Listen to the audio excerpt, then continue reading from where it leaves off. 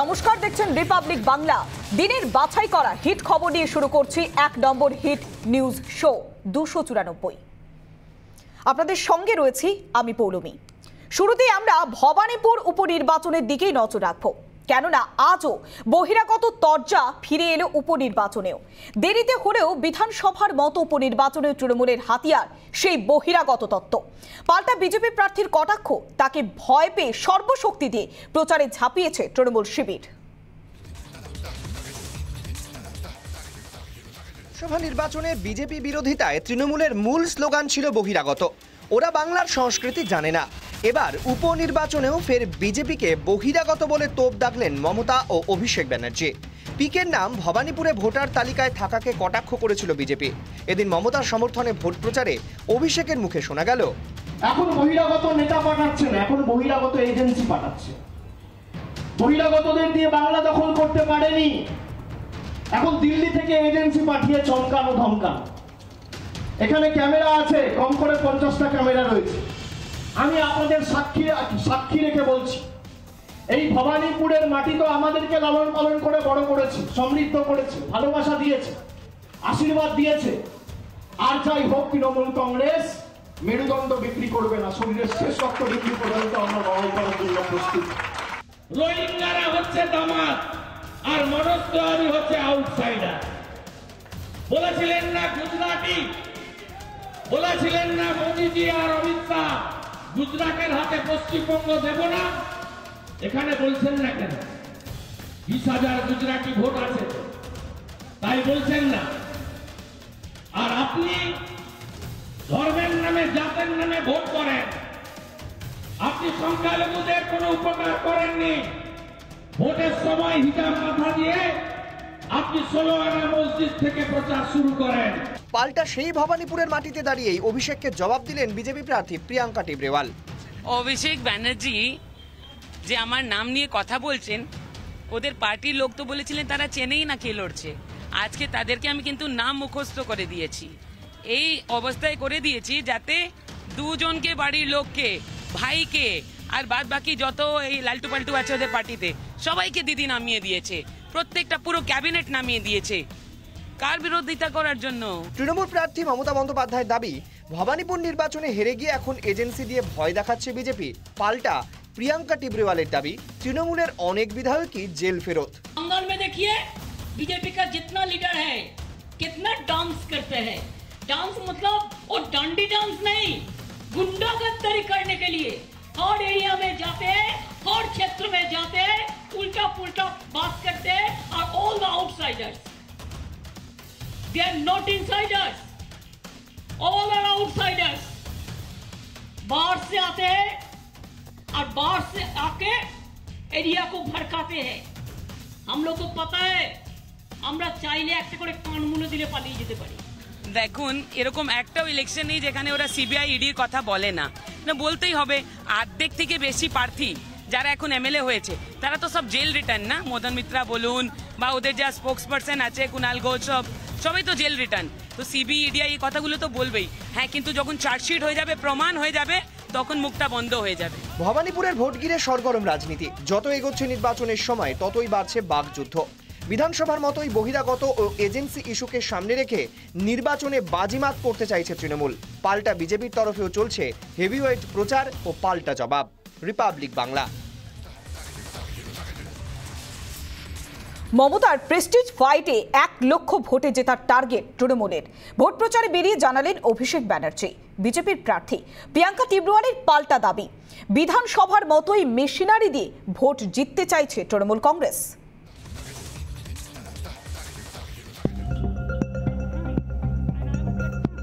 নন্দীগ্রামে হারের পর ভবানীপুরের উপনির্বাচন প্রেস্টিজ ফাইট মমতার কাছে।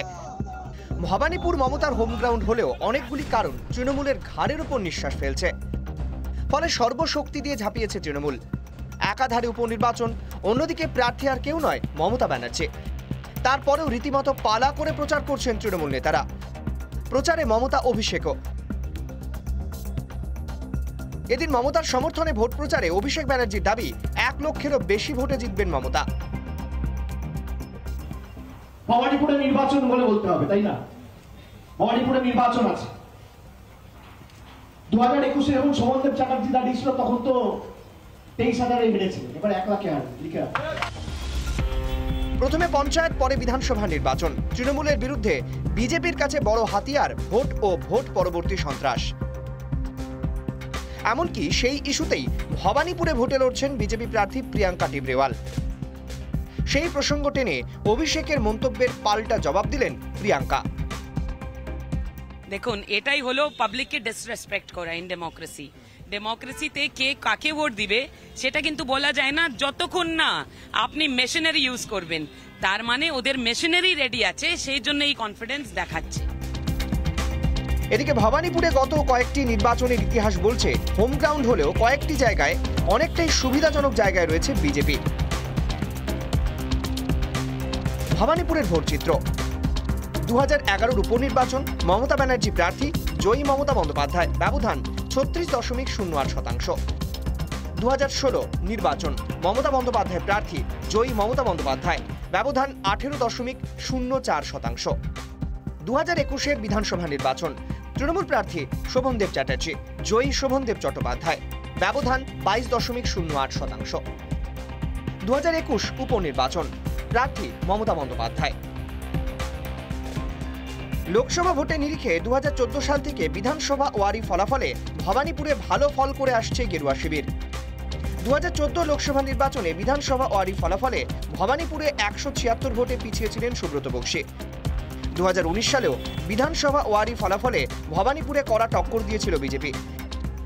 এদিকে বিজেপির প্রিয়াঙ্কা টিবরেওয়ালের দাবি 70% ভোট পড়লেই জিতবে বিজেপি, তবে হোম গ্রাউন্ডে আশাবাদী মমতাও। এদিন অভিষেকের মন্তব্য ঘিরে নতুন করে শুরু হয়েছে তরজা। বিধানসভা নির্বাচনে 2টি ওয়ার্ডে তৃণমূলের বিরুদ্ধে এগিয়ে ছিল বিজেপি। এখন দেখার 21 উপনির্বাচনে শেষ হাসি কে হাসেন। রিপাবলিক বাংলা। একদিকে পচা কুকুর, অন্যদিকে বহিরাগত। উপনির্বাচনের আগে এমনই একাধিক শব্দবাণী যখন সরগরম ভবানীপুর, ঠিক তখনই আরও এক নয়া শব্দে বিজেপিকে বিদ্ধ করলেন তৃণমূল সুপ্রিমো মমতা বন্দ্যোপাধ্যায়। মৃতদেহ নিয়ে বিজেপির বিক্ষোভকে ড্রাগন ডান্সের সঙ্গে তুলনা করলেন ভবানীপুরের তৃণমূল প্রার্থী।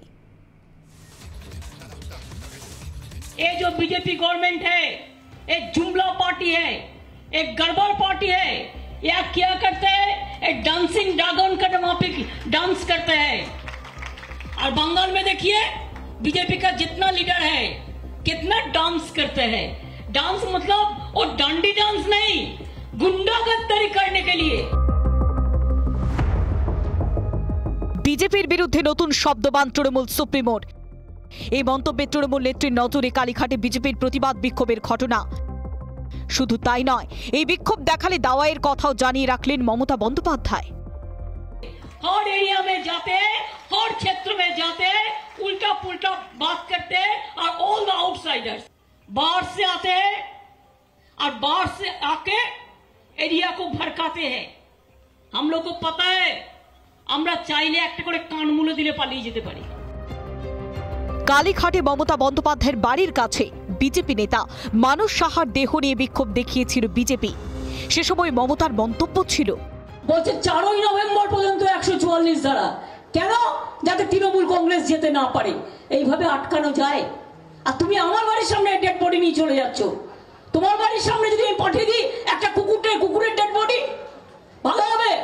মেশিনারি আমার কাছে নেই, 1 সেকেন্ড লাগবো, পচা কুকুর তোমার বাড়ির সামনে ফেলে আসবো, তুমি খেতে পাবে না 10 দিন গন্ধে।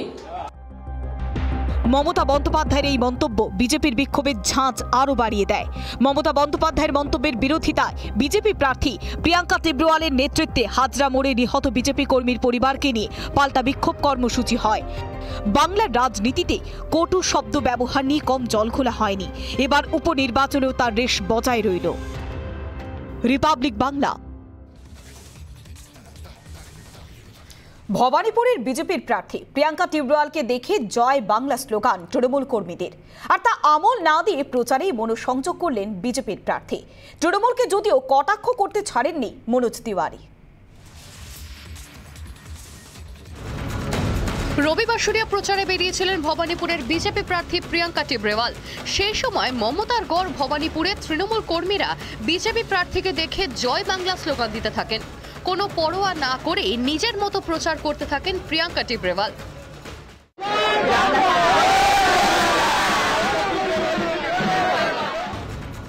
বিজেপি প্রার্থীর সঙ্গে এদিন ভোট প্রচারে অংশ নিয়েছিলেন বিজেপি নেতা মনোজ তিওয়ারি। তৃণমূল কর্মীদের জয় বাংলা স্লোগান নিয়ে কটাক্ষ করেছেন তিনি। করতে চাই কিছু চিন্তা করবেন না, ভাজপাকে ভোট দিয়ে লোকতন্ত্রকে জিন্দা করুন। মমতাকে আক্রমণ শুভেন্দুর। ভ মানে ভারত মাতা, আর আমি বলছি ভ মাঠে মানে ভোটে হারবো আমি। ভ মানে ভোটে হারবো আমি। মমতা ব্যানার্জির 3 ভ, একটা ভাতা, আরেকটা ভিক্ষা, আরেকটা ভর্তুকি। মমতা ব্যানার্জি এর বাইরে কিছু জানেন। 2019-এর লোকসভা নির্বাচনের সময় ভাটপাড়ায় জয় শ্রীরাম স্লোগান শুনে গাড়ি থেকে নেমে গিয়ে ধমক দিয়েছিলেন মুখ্যমন্ত্রী। এবার মমতার গড় ভবানীপুরের উপনির্বাচনের সময় বিজেপি প্রার্থীকে লক্ষ্য করে জয় বাংলা স্লোগান দিলেন তৃণমূল কর্মীরা। রিপাবলিক বাংলা।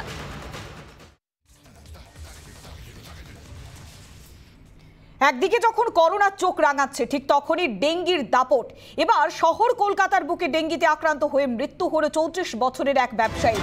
বরানগরের ওই ব্যবসায়ীর মৃত্যুতে এলাকায় চাঞ্চল্য সৃষ্টি হয়েছে। শনিবার তাকে বেলঘড়িয়ার একটি নার্সিংহোমে ভর্তি করা হয়। এরপরই অবস্থার অবনতি হলে কলকাতার একটি নার্সিংহোমে স্থানান্তরিত করা হয়। তারপরে মৃত্যু হয় 34 বছর বয়সী বরানগরের ঘোষপাড়া লেনের বাসিন্দা ওই ব্যবসায়ীর।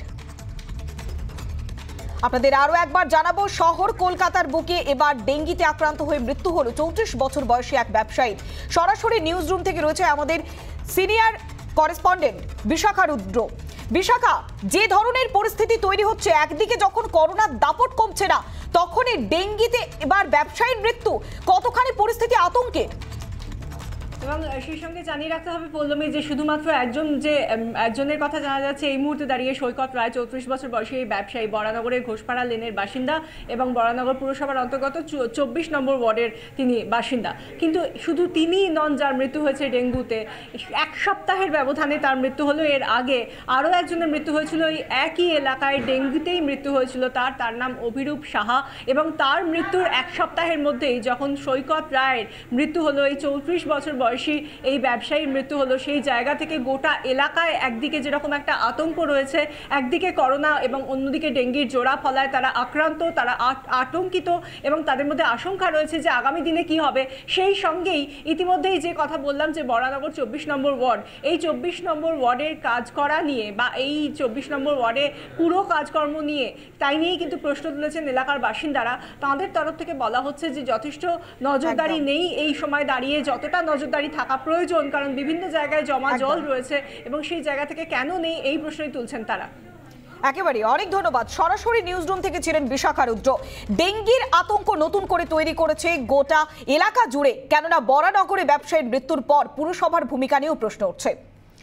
এরপরে আমরা নজর রাখবো বিজেপির নতুন রাজ্য সভাপতি তার খবরের দিকে, কেননা বিজেপি রাজ্য সভাপতির দায়িত্ব গ্রহণের পর প্রথমবার দিল্লি যাচ্ছেন সুকান্ত মজুমদার। সোমবারই দিল্লি যাচ্ছেন তিনি। দিল্লিতে কেন্দ্রীয় শীর্ষ নেতৃত্বের সঙ্গে তার দেখা করার কথা। রাজ্যের 3 কেন্দ্রে 30শে সেপ্টেম্বর উপনির্বাচন, আর তার আগেই সুকান্তর দিল্লি সফর তাৎপর্যপূর্ণ বলে মনে করছে রাজনৈতিক মহল। সদ্যই বিজেপি রাজ্য সভাপতি হয়েছেন। দায়িত্ব নিয়ে একাধিক মিটিং মিছিল সেরে ফেলেছেন সুকান্ত মজুমদার। এবার দিল্লি গিয়ে দলের সর্বভারতীয় নেতৃত্বের সঙ্গে সাক্ষাৎ করতে পারেন বিজেপি রাজ্য সভাপতি। সোমবার সন্ধ্যের বিমানে দিল্লি যাচ্ছেন সুকান্ত, যেখানে দলের সর্বভারতীয় সভাপতি জেপি নাড্ডা সহ কেন্দ্রীয় নেতৃত্বের সঙ্গেও দেখা করতে পারেন তিনি। রাজ্য সভাপতি হওয়ার আগেও আমি দিল্লি যেতাম, পরেও যাচ্ছি, সেজন্য এরকম বিশেষ কিছু ভাবার প্রয়োজন নেই। আমরা নির্দিষ্ট কিছু কাজকর্ম থাকে, স্বাভাবিক জানেন রাজনৈতিক দলগুলো, এবং আমার সাংসদ হিসেবেও কিছু কাজকর্ম থাকে, সেই হিসাবে দিল্লি যাওয়া হচ্ছে।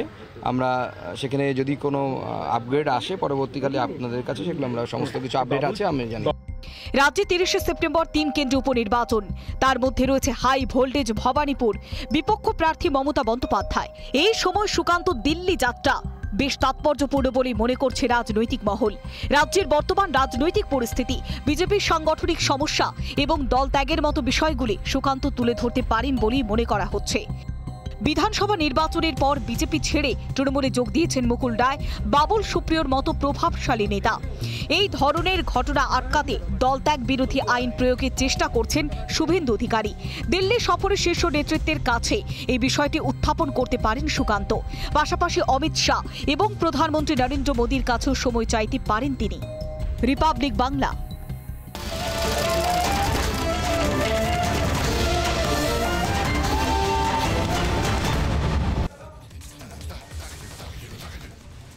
গুলাবের ল্যান্ডফল প্রক্রিয়া শুরু হয়ে গিয়েছে, তাই গুলাব ঘূর্ণিঝড়ের জন্য ফের দুর্যোগের মেঘ ঘনিয়েছে। এবার শিয়রে ফের জল যন্ত্রণার আশঙ্কা করছেন শহরবাসী। কিন্তু কেন কলকাতায় বৃষ্টি হলেই জল জমে যায়? তার জমার পরেও নামতে বেশ সময় লেগে যায়। দীর্ঘ সময় কেন লাগছে, কি বলছেন বিশেষজ্ঞরা? বিশেষজ্ঞরা বলছেন যে কলকাতার ভৌগোলিক অবস্থান জল জমার একটি কারণ হলেও নিকাশি ব্যবস্থা পর্যাপ্ত নেই, এই বিষয়টিও বারে বারে উঠে আসছে।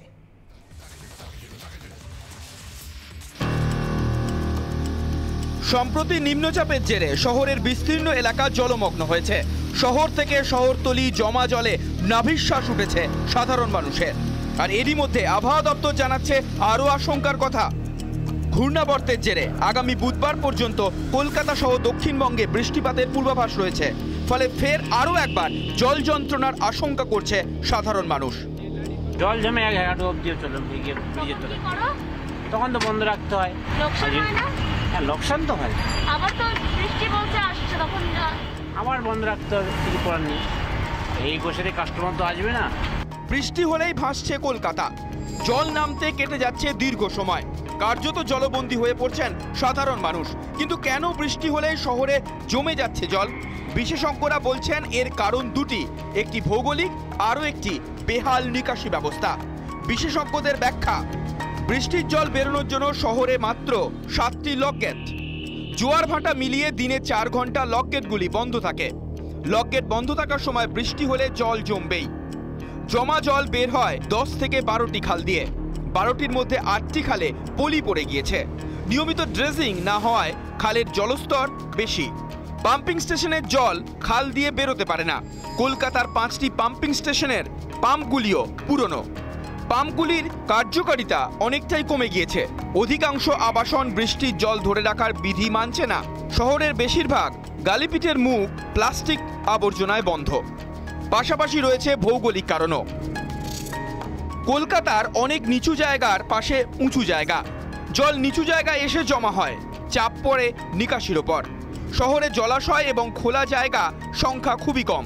কেএমডি এর মোট এলাকা 1887 বর্গ কিলোমিটার। শহরের মোট এলাকার মাত্র 10% খোলা জায়গা। কলকাতার মাটির মাত্র 6 মিটার নিচে কাদামাটির স্তর। কাদামাটির স্তর ভেদ করে বৃষ্টির জল পৌঁছানো কঠিন। কাদামাটির স্তরের জন্য বালির স্তর ভেদ করছে না বৃষ্টির জল। মাত্র 1% বৃষ্টির জল শহরের ভূগর্ভে সঞ্চিত হচ্ছে। কলকাতার অবস্থান সমুদ্রপৃষ্ঠের থেকে 6 মিটার উপরে। শহরের যাবতীয় নিকাশি সাগরমুখী। বৃষ্টির জলের 90% ভূগর্ভে না গিয়ে শেষমেশ সমুদ্রে মিশছে। কলকাতা শহর অত্যন্ত প্রাচীন শহর, অত্যন্ত দ্রুত গতিতে এই শহর নেমে যাচ্ছে নিচের দিকে, এটা সারা পৃথিবী জানে।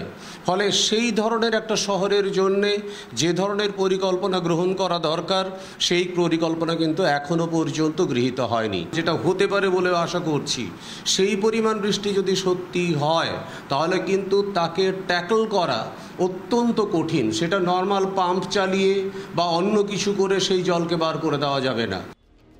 শহরের খালের অবস্থা যে বেহাল তা কার্যত স্বীকার করে নিয়েছে পুরসভাও। বিশেষজ্ঞরা বলছেন কলকাতার ভৌগোলিক অবস্থান জল জমার একটি কারণ হলেও নিকাশি ব্যবস্থা কার্যত শুধু পুরনো নয়, প্রাচীন। ফলে এ শহরের নিকাশি ব্যবস্থার আমূল সংস্কার না হলে জল জমা থেকে রেহাই মিলবে না। রিপাবলিক বাংলা।